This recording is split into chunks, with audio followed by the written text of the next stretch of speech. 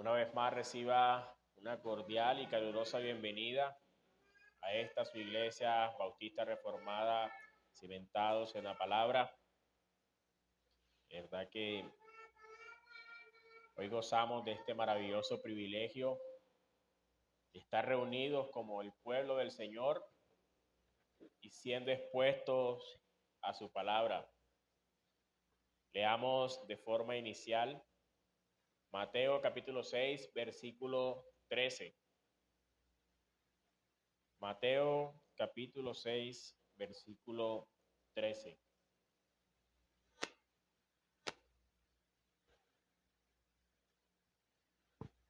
Dice la palabra del Señor: y no nos metas en tentación, mas líbranos del mal, porque tuyo es el reino y el poder y la gloria por todos los siglos. Amén. Bien, mis hermanos, nos encontramos ante el texto que culmina lo que ha sido llamado como la oración del Señor. Es un pasaje que, aunque breve en palabras, es abrumador en su densidad teológica y existencial. Mateo 6:13, esta petición no es una frase piadosa añadida al final de la oración, sino es el ruego más profundo y honesto de aquel ciudadano del reino que ha alineado su corazón con la voluntad y la gloria de Dios. Y que este ciudadano del reino ahora debe enfrentarse a la brutal realidad de un mundo caído y un enemigo personal.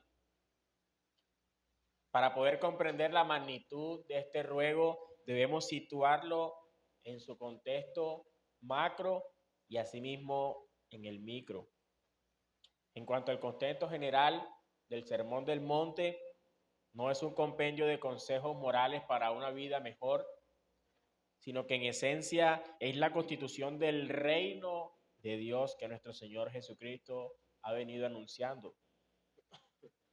Es el manifiesto ético y espiritual que el Señor Jesús proclama desde una colina, delineando así el carácter, la conducta y la devoción de aquellos que han entrado bajo su soberanía. Así que es un mensaje profundamente contracultural. Y lo menciono de esta forma porque mientras el mundo, que es representado por los fariseos y los escribas, medía la justicia por la observancia externa y la autoexaltación, el Señor Jesús eleva el estándar llevándolo al terreno del corazón. Las bienaventuranzas, las cuales estudiamos hace algunos meses atrás, nos muestran que la felicidad del reino es para los pobres en espíritu, para los que lloran, para los mansos. Y esto, mi hermano, es un perfil que es totalmente de absoluta dependencia a Dios. Perdón. Y la antítesis que presenta el Señor Jesucristo es aquella donde dijo: habéis oído que se dijo, pero yo os digo. En Mateo 5:21 revelan que el pecado no solo reside en el acto de asesinato o adulterio, sino en la ira sin causa y en la mirada codiciosa. Este sermón del monte nos confronta con el abismo entre la justicia humana y la justicia del reino.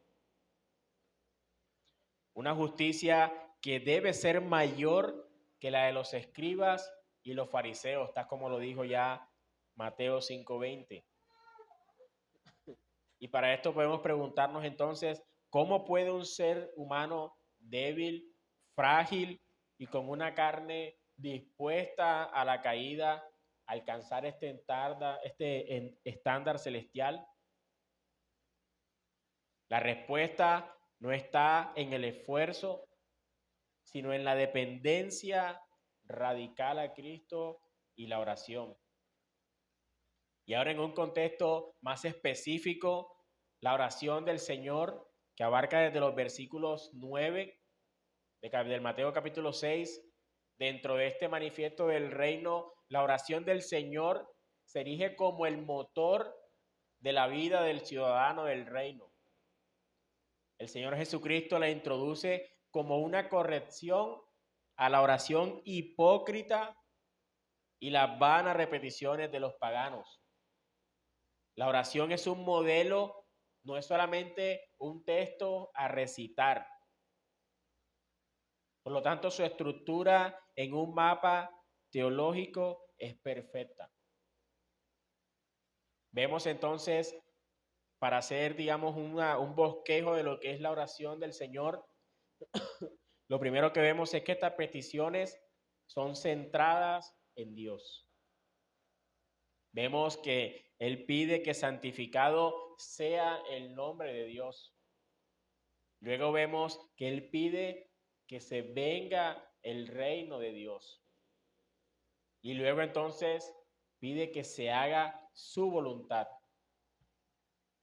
Desde un sentido en cuanto a las peticiones centradas en el hombre,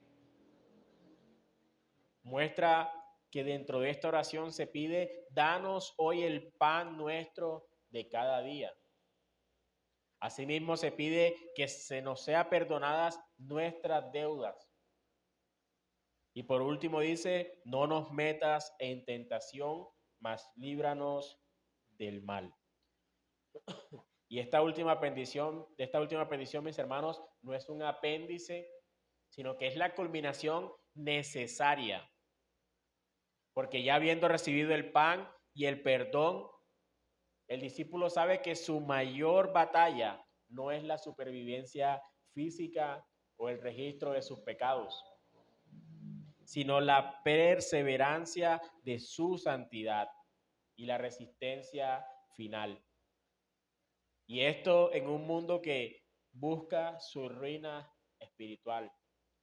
Mis hermanos, el pasaje de hoy es por lo tanto la súplica de aquel cristiano radical que se ha rendido al señorío de Cristo y que ahora clama por la fuerza para permanecer en ese señorío. El corazón de la cuestión es la soberanía protectora de Dios en el combate espiritual. Así que mis hermanos, a modo de título para este sermón, lo he titulado como Cristianismo Radical, la batalla diaria del creyente. Este será el título en el cual vamos a estar meditando en esta mañana. La batalla diaria del creyente. Y para ello, mis hermanos, vamos a ver 3 puntos también. El primero, la fragilidad del corazón. El segundo, la realidad de la guerra.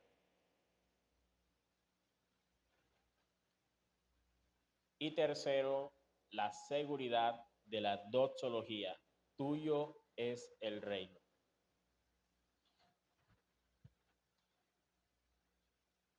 El primer componente de esta petición es la expresión y no nos metas en tentación. Y es aquella que presenta una profunda tensión teológica que demanda de hecho un análisis sobrio y exegético. A primera vista, la frase parece sugerir que Dios activamente introduce o induce a sus hijos al pecado.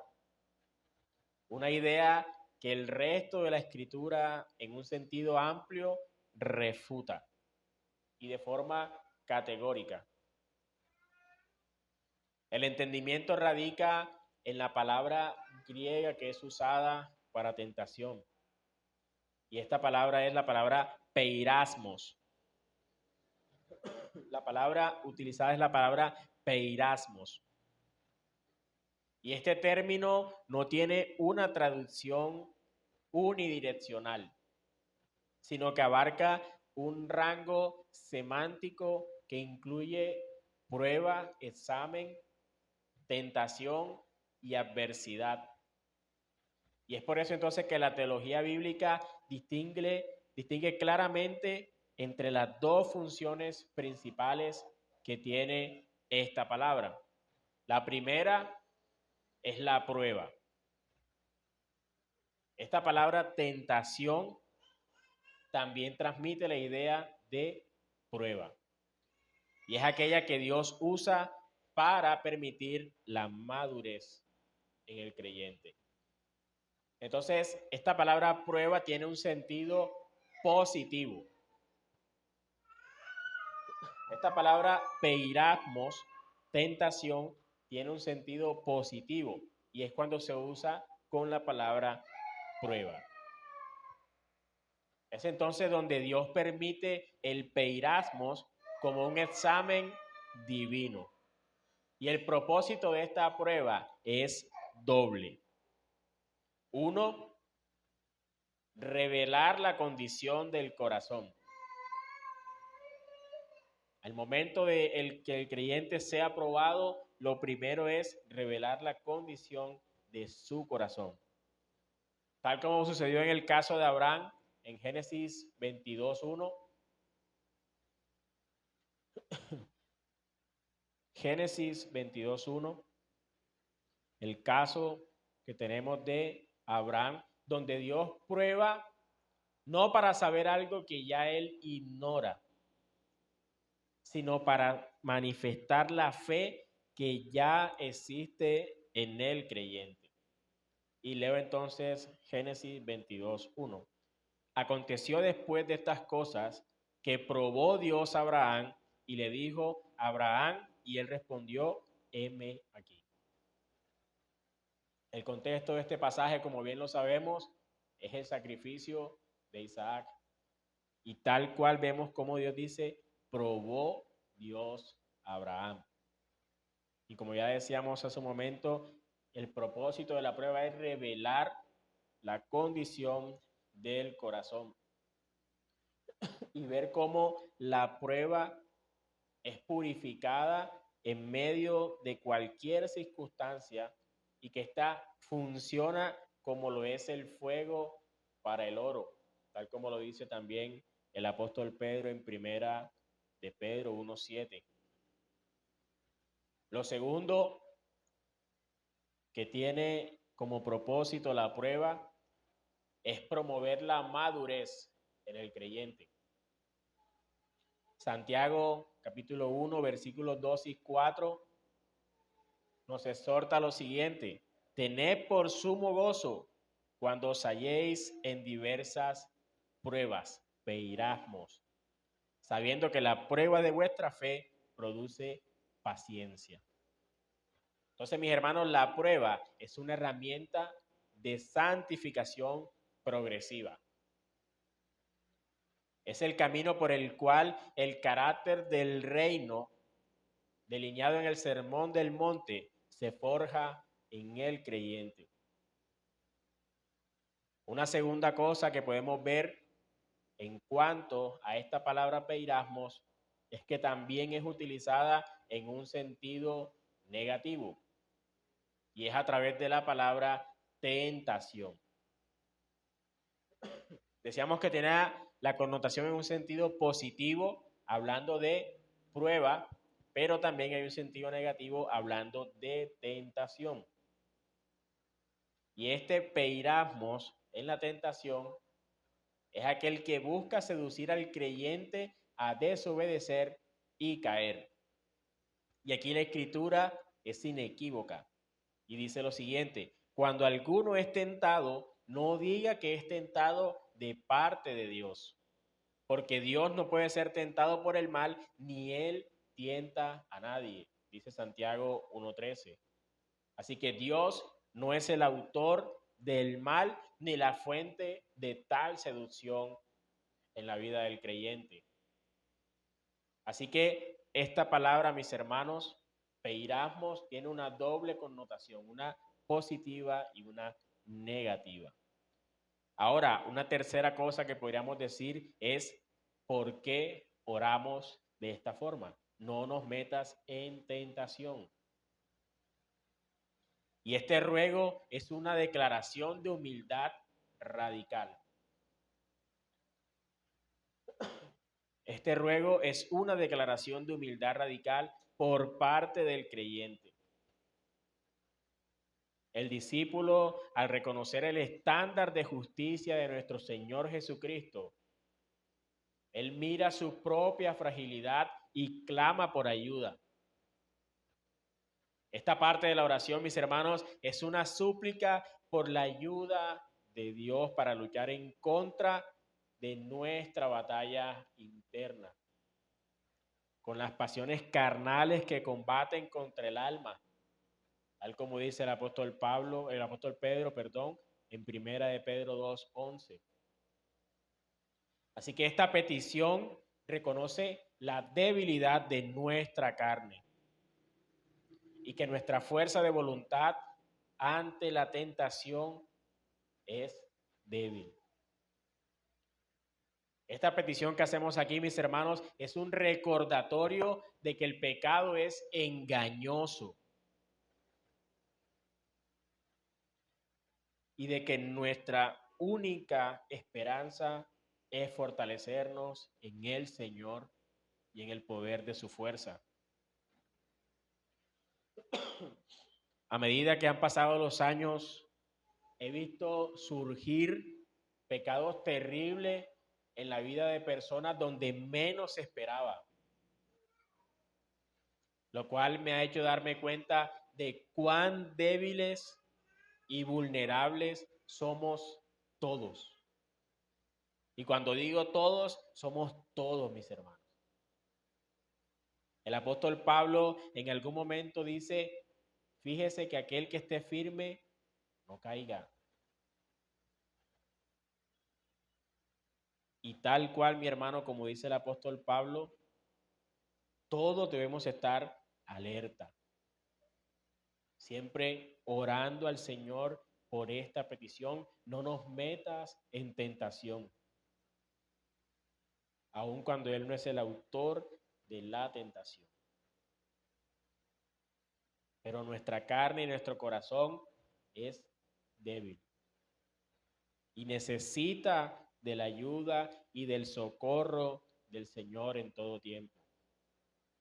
Así que en resumen, mis hermanos, la primera parte de Mateo 6:13 no es una acusación a Dios, sino una confesión de nuestra insuficiencia radical.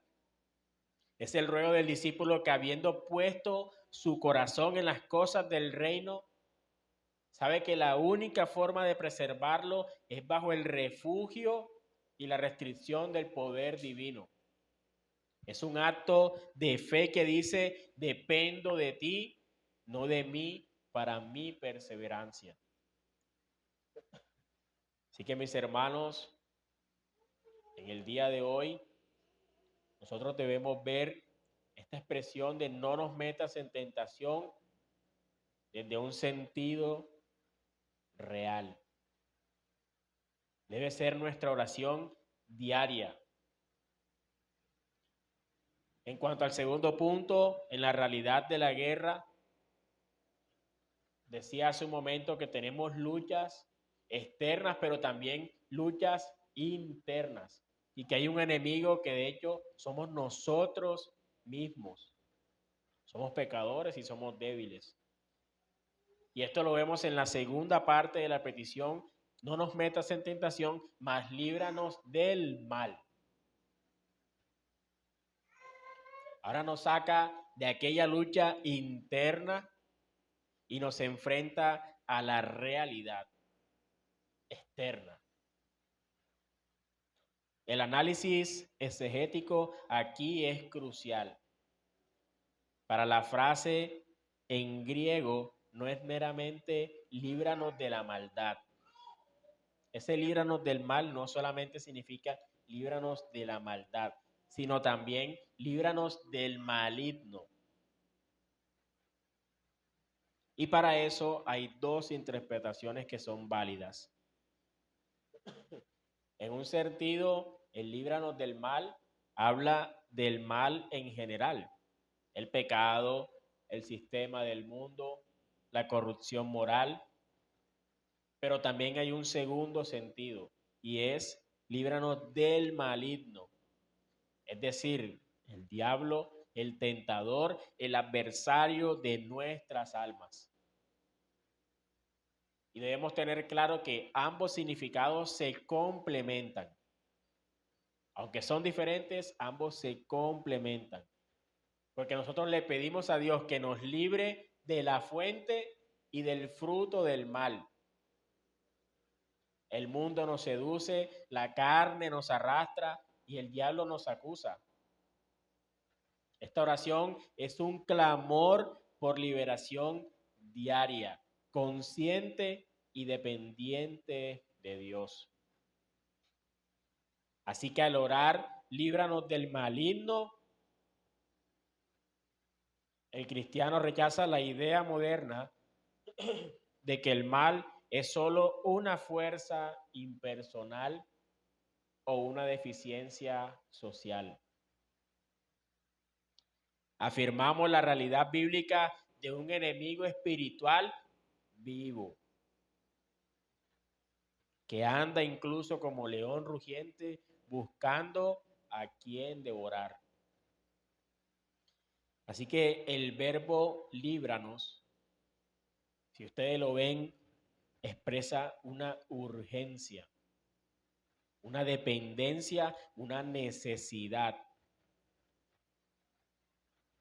Nosotros no somos soldados autosuficientes. Somos ovejas vulnerables, pero que nuestra confianza, nuestro descanso está en que tenemos un pastor fuerte.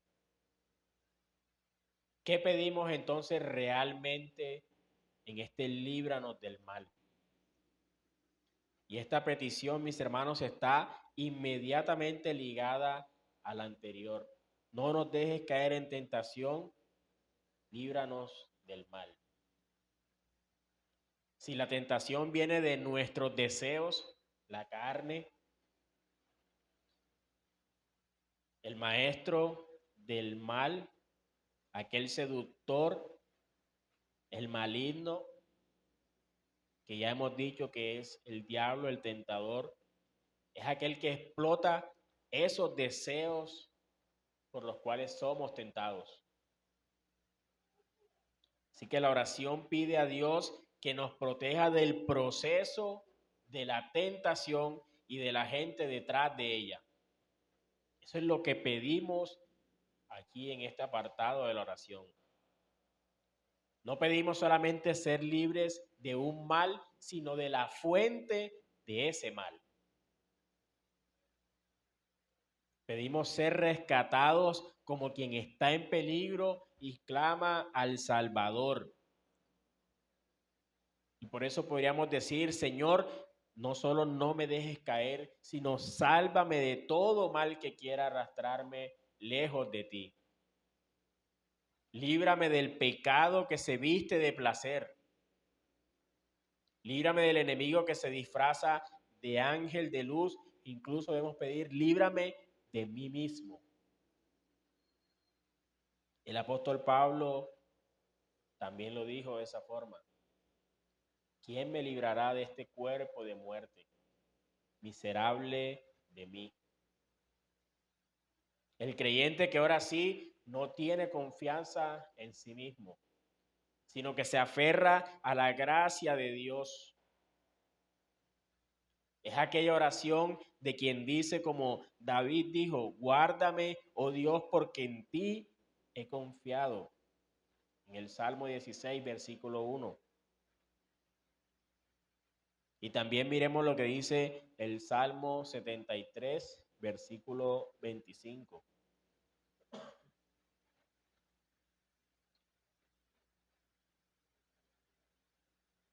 ¿A quién tengo yo en los cielos sino a ti? Y fuera de ti nada deseo en la tierra.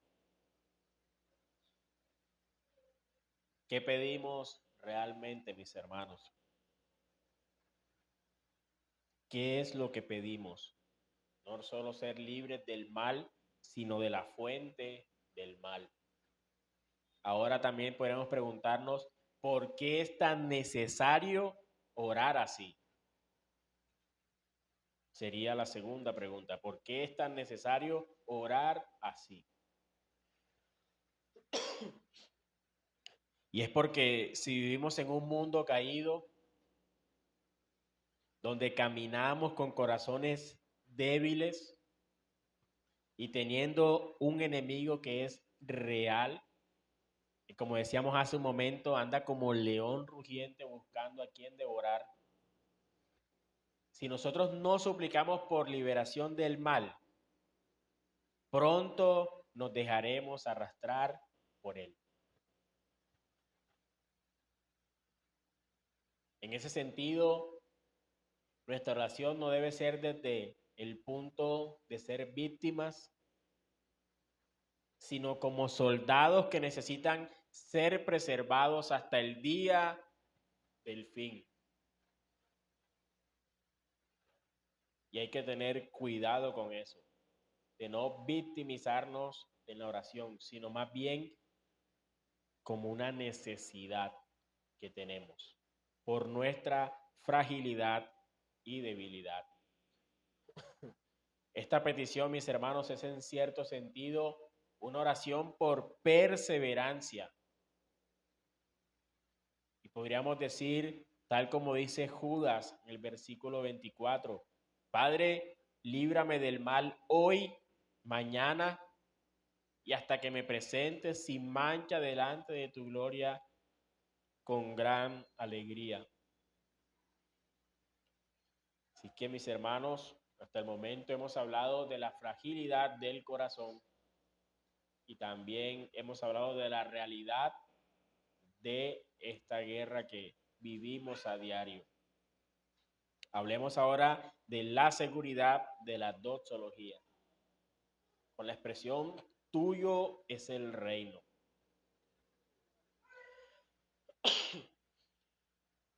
Esta oración culmina con una declaración de fe. Es una doxología que captura perfectamente el fundamento teológico de la petición de nuestro Señor Jesucristo y que es esencial para el entendimiento del cristianismo radical. Esta doxología dice, porque tuyo es el reino y el poder y la gloria por todos los siglos. Amén. Esta declaración es la garantía teológica de que la petición de liberación será cumplida. Nosotros no oramos por liberación basados en la intensidad de nuestro ruego, sino en la naturaleza inmutable de Dios. En ese sentido, vamos a desglosar cada uno de los elementos de esta doxología. Tuyo es el reino. Esto habla del dominio de la autoridad soberana de Dios. Y lo primero es el fundamento de esta petición. Cuando nosotros oramos por liberación, es porque aquel a quien oramos es el rey. La escritura dice que el maligno es el príncipe de este mundo, pero el reino final, la autoridad suprema y el dominio absoluto son de Dios. Así que por lo tanto, si el reino es suyo, ¿qué vendría a ser el poder del maligno? Algo que es limitado y permisivo. Solo si Dios lo permite, así podrá suceder. Entonces, es lo primero que vemos en esta expresión, tuyo es el reino. Dios domina todo.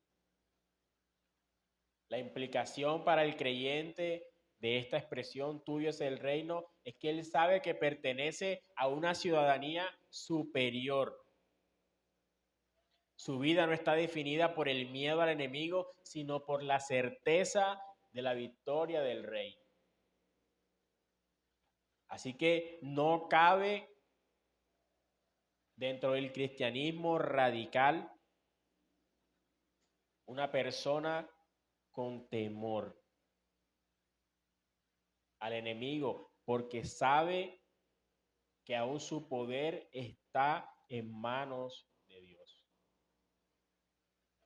Lo segundo que dice es: tuyo es el poder.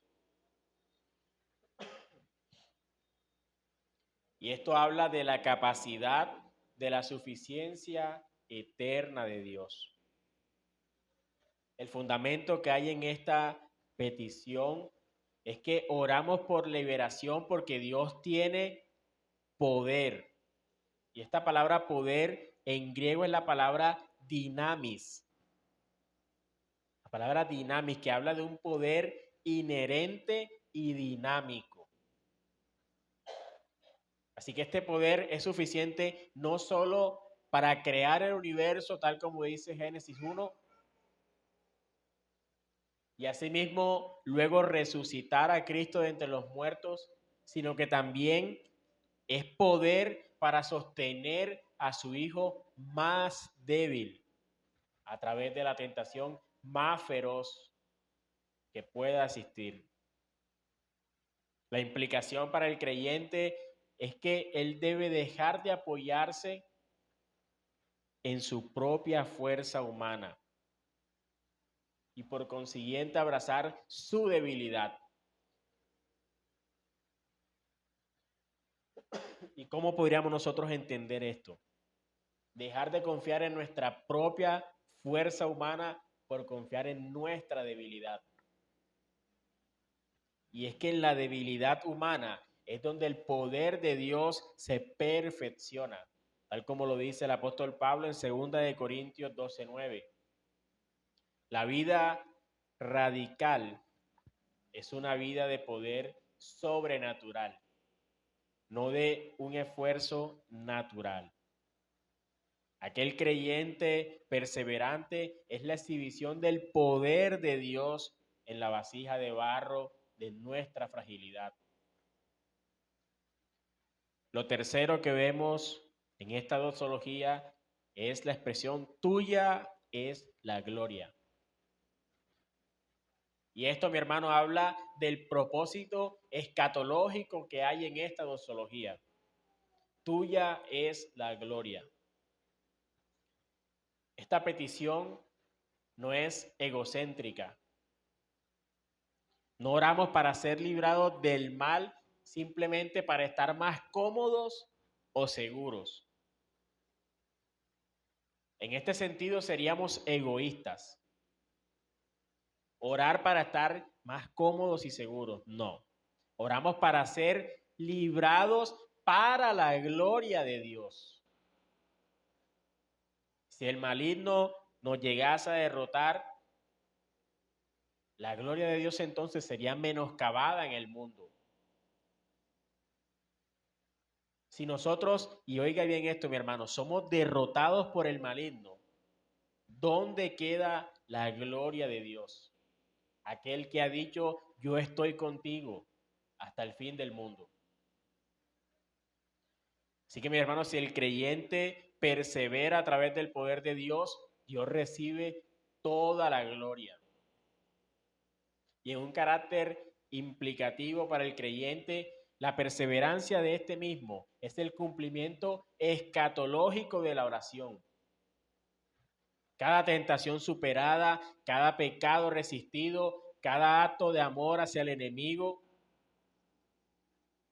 se convierte en un trofeo de la gracia de Dios. Así que, iglesia, la vida del cristiano radical es un testimonio viviente de la fidelidad de Dios. Y lo último que vemos en esta doxología es amén. Termina con un amén. Y esto es la firmeza de la fe. Este cierre con el amén, aquello que significa que así sea, verdaderamente es una confirmación final de que el creyente ha entendido la lección completa del Padre Nuestro. Esto es lo que significa este amén. El creyente ha entendido todo lo que implica el Padre Nuestro. Aquel que ha orado porque el reino y la voluntad de Dios sean establecidos y habiendo rogado por el sustento, el perdón y la liberación, el creyente sella su oración con una confesión de confianza inquebrantable en el poder de Dios. Así que cada vez que usted diga amén a esta oración, lo que usted está haciendo es sellar su oración con una confianza inquebrantable en aquel que es poderoso, aquel del quien el reino es de él. Así que mis hermanos, esta doxología con la cual termina la oración de nuestro Señor Jesucristo, en la cual hemos venido recorriendo este camino del reino que Él viene presentando, desde el carácter bienaventurado, lo que llamamos las bienaventuranzas, pasando por la conducta que sí de la justicia farisaica, aquella antítesis que Él presenta donde ellos veían todo desde lo externo y el Señor mira y va adentro del corazón, hasta aquella devoción que es pura y oculta. Y es aquí donde la oración del Señor se ha revelado como el programa de vida del cristianismo radical. Y esta oración, mis hermanos, culmina en el reconocimiento honesto de que sin la intervención diaria, y óigalo bien, mi hermano, diaria y poderosa de Dios, aún el creyente más fiel caería.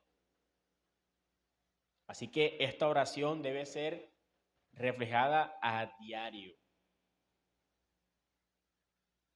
A diario. Mateo 6:13 no es solo un ruego, sino que es un compromiso teológico que nos enseña tres verdades finales. Y que estas tres verdades finales son las que deben definir la vida del cristiano. Y entonces las cito a modo de conclusión. La primera, la aceptación de la prueba. El discípulo o el creyente acepta las pruebas que vendrán. En lugar de negarlas, las abraza como la forja donde Dios trabaja con su carácter. Pero también donde clama humildemente, no me lleves a la prueba más allá de lo que mi frágil carne pueda soportar. Lo segundo es la identificación del enemigo. El discípulo no lucha contra abstracciones, sino contra una inteligencia que es malvada y personal. Su liberación no proviene de su estrategia o su fuerza de voluntad, sino de ser arrancado por el poder de Dios. Y lo tercero es el descanso en la soberanía de Dios. El discípulo ora con absoluta confianza, sabiendo que el Rey que le ha dado su constitución, su perdón y su sustento, también tiene la autoridad, el poder y el propósito final de guardarle hasta el día de su venida, tal como lo cantábamos hace un momento. Así que mis hermanos, este sermón del monte a nosotros nos pide una justicia que a nuestros ojos es inalcanzable. Pero el Padre nuestro es aquel que nos da la clave para vivirla. La dependencia total y de rodillas es en la cual debemos vivir. Así que mi hermano, que al sellar esta oración con el amén, no sea una simple formalidad, donde muchos quizás hemos caído. A toda oración somos muy formales en decir amén. Pero realmente en tu corazón has creído esa oración que hiciste. ¿Realmente descansas en esa oración que acabas de hacer y a la cual le dices amén? Así que no hablamos de una simple formalidad, sino de una consagración de nuestra vida al señorío de aquel cuyo es el reino, el poder y la gloria. Amén. Oremos. Bendito Señor, santo eres, 3 veces santo. En esta mañana, Señor, te pedimos que se haga tu voluntad en nuestras vidas.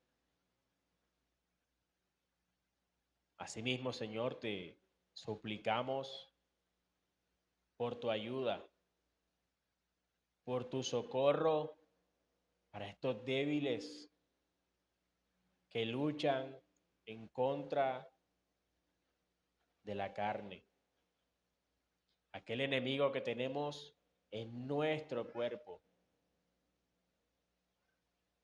Ayúdanos, Señor, danos las armas para poder combatir contra este enemigo que tenemos, Señor. Ayuda a que nuestros sentidos, nuestra mente, nuestro corazón estén siempre alertas ante los ataques feroces del enemigo, Señor. Ayúdanos, Padre. En esta mañana, Señor, como tu iglesia, rogamos por tu socorro pronto, Señor, ante este mundo caído. En Cristo, Señor, te suplicamos y te rogamos, Señor, que no nos metas en tentación y que nos libres del mal. Porque tuyo es el reino, el poder y la gloria, Señor. Amén.